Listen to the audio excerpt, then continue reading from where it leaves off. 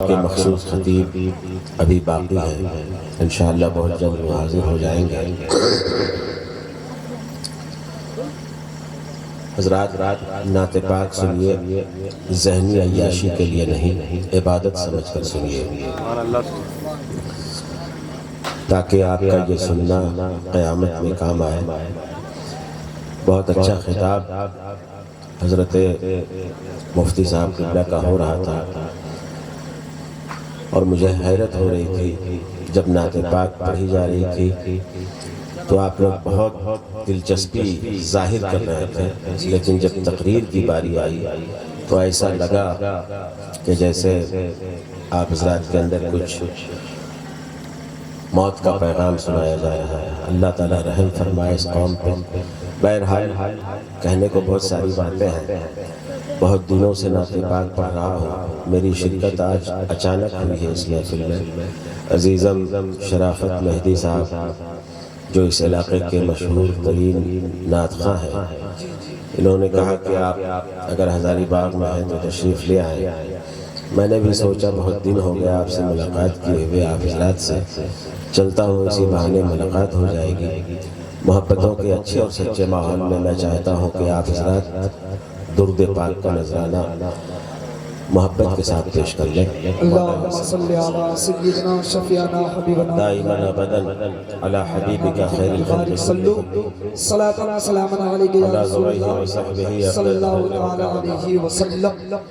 اللہ رب محمد صلی اللہ علیہ وسلم، نحن عباد محمد صلی اللہ علیہ وسلم، صلاۃ و سلام علیکہ یا سیدی یا رسول اللہ وعلی آلک و اصحابک یا حبیب اللہ صلی اللہ تعالی علیہ وسلم۔ حضرات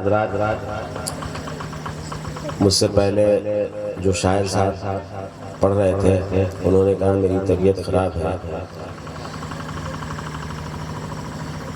ایک شاعر نے کہا تھا کہ کشتی تیرا نصیب چمکدار کر دیا، موجوں کے ان تھپیڑوں نے اس پار کر دیا، افواہ تھی کہ میری طبیعت خراب ہے، لوگوں نے پوچھ پوچھ کے بیمار کر دیا۔ تو ان کی طبیعت خراب ہے کہ نہیں ہے، لیکن حقیقت یہ ہے کہ میری طبیعت خراب ہے، بہت زیادہ کف ہے سینے میں، سردی اور زکام کا میں شکار ہو گیا ہوں۔ پھر بھی آپ حضرات کی محبت میں نہیں، نبی کی محبت میں ذکر رسول کی محفل میں آیا ہوں، اس نیت سے آیا ہوں کہ اللہ تعالیٰ نے اگر میری اس نیت کو قبول کر لی تو انشاءاللہ تعالیٰ نجات کا سامان بنے گا۔ میں چاہتا ہوں کہ سب سے پہلے اعلیٰ حضرت عظیم البرکت مجدد دین و ملت کے چند اشعار آپ کی سماعتوں کے حوالے کروں۔ آپ سننا چاہتے ہیں؟ ایک مرتبہ کہہ دیجئے تو سبحان اللہ۔ سبحان اللہ۔ ماشاءاللہ، سماعت فرمائے۔ بہت اچھی نظامت ہو رہی جناب نقیب صاحب کی، اللہ تعالیٰ سلامت رکھے۔ آمین آمین۔ دیکھیں آپ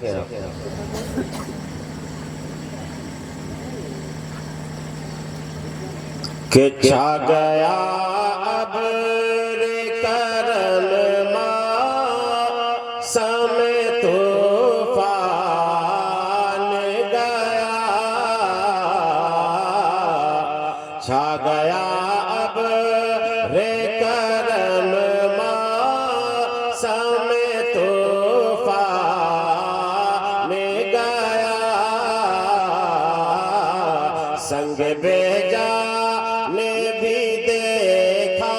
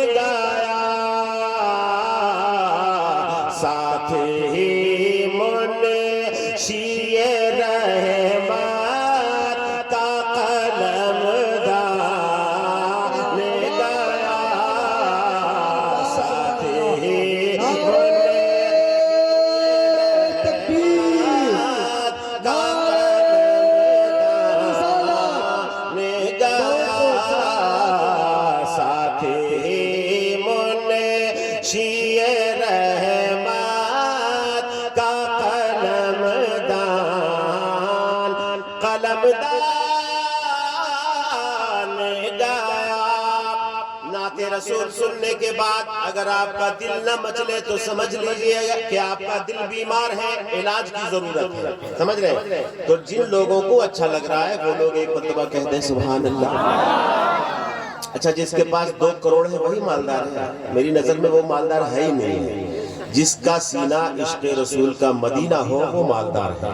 ایک شعر میں اس کا ہوں، آپ سماعت فرمائیں کہ مال و زر رکھے کہ بھی مفلس راہ مجبور رہا۔ دیکھیں ایک سچے عاشق رسول کا دل اور سر کیسا ہونا چاہیے، سماعت فرمائیے کہ مال و زر رکھے کہ بھی مفلس راہ مجبور رہا۔ تیرے دربار کرم سے جو بشر دور رہا، کہ تیری الفت جسے حاصل ہوئی مسرور رہا۔ دل ہے وہ دل جو تیری یاد سے مامور رہا۔ سر ہے وہ سر میرے آقا میرے مولا، سر ہے وہ سر جو تیرے قدموں پہ قربان گیا۔ سر ہے وہ سر جو تیرے قدموں پہ قربان گیا۔ نعمت باقی تاج سمیت وہ ذیشان گیا۔ اچھا لگ رہا ہے؟ ارے بولیے اچھا لگ رہا ہے، نگاہ نہیں ٹوٹے گا بولنے سے، بولیے اچھا لگ رہا ہے؟ ذرا ہاتھ اٹھائیے کس کس کو اچھا لگ رہا ہے؟ سبحان اللہ، اللہ تعالیٰ سلامت رکھے۔ ہم اور آپ اس محلے میں جس محلے میں رہتے ہیں یہ وہ محلہ ہے جہاں ربیع الاول کا چاند نظر آ جائے تو گھروں پر خوشیوں کا جھنڈا لہراتے ہیں، ہے کہ نہیں؟ اور جھنڈا لہرانے سے کچھ لوگوں کو تکلیف ہوتی ہے، وہ کہتے ہیں ہم بھی کلمہ پڑھتے ہیں۔ اب ایک کلمہ اگر پڑھتا تو حضور کے احسان کا انکار کرتا۔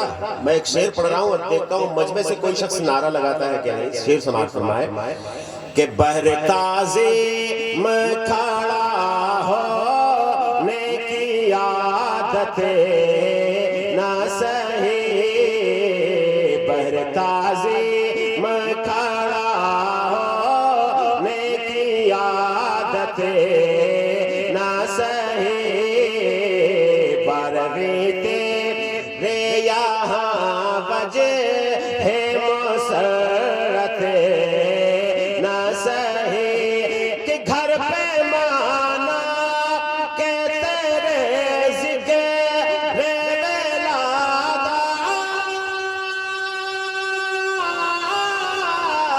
نہ سہی،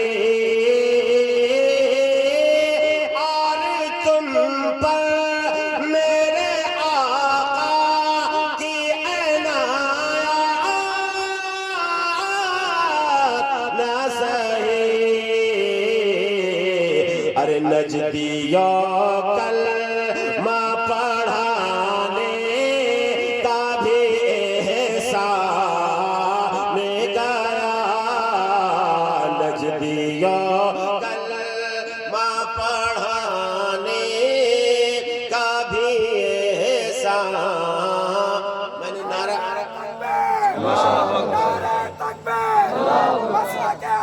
زندہ باد، زندہ باد، ماشاء اللہ ماشاء اللہ۔ ایک شعر اور سنیے کہ عقل تیار ہے تو عشق کی حد مانگ ان سے، ہو جو تعظیم کا قائل وہ خیرت مانگ ان سے، روز محشر کے لیے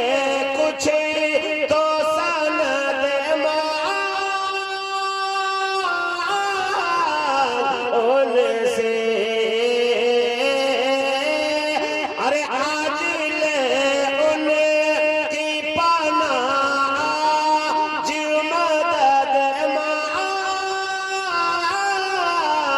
ان سے پھر نہ